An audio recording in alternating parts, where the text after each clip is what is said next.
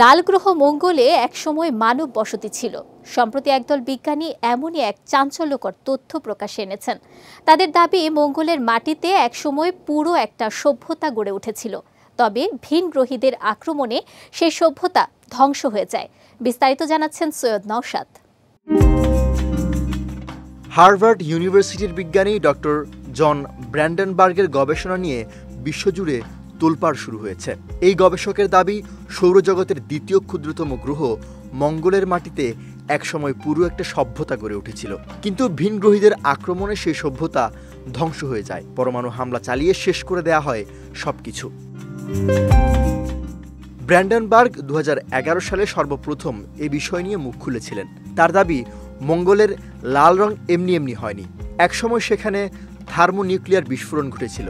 ফলে মঙ্গলের মাটিতে যে রাসায়নিক উপাদান পাওয়া গিয়েছে তা পৃথিবীতে পরমাণু কেন্দ্রের মাটিতে পাওয়া উপাদানের সঙ্গে মিলে গিয়েছে। ডানি জোন্স পডকাস্টে অংশ নেয়া জেসন রেজা জোরজানি ব্র্যান্ডেনবার্গের সেই দাবিকে আবারও আলোচনায় এনেছেন। জেসন মূলত পিএইচডি করছেন দর্শনে। তিনি ব্র্যান্ডেনবার্গের দাবিকে উদ্বেগজনক প্রমাণ উল্লেখ করে জানান, মঙ্গল গ্রহের বায়ুমণ্ডলে উচ্চ ঘনত্বের জেনন 129 রয়েছে।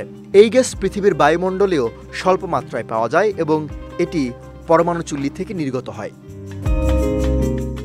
এদিকে মঙ্গলের উত্তর গোলার্ধে অবস্থিত সাইডোনিয়াতে মনুষ্য নির্মিত স্তম্ভের মতো দেখতে কিছু কাঠামো রয়েছে। সেগুলো মূলত পিরামিড আকৃতির। তাতে মানুষের মুখের মতো নকশা বোঝা যায় বলেও দাবি করেন কেউ কেউ। যদিও নাসার দাবি, ছায়া এবং মাটির আকার মিলে দৃষ্টি বিভ্রম ঘটে বলেই কাঠামোর উপর মুখ আঁকা বলে মনে হয়। অন্যদিকে জেসনের দাবি, 2017 সালে সামনে আসা আমেরিকার গুপ্তচর সংস্থা CIA-এর মার্স এক্সপ্লোরেশন মে 2022-1984 নামের একটি গোপন রিপোর্টে মঙ্গলে একসময় সভ্যতা থাকার কথা তুলে ধরা হয়েছিল।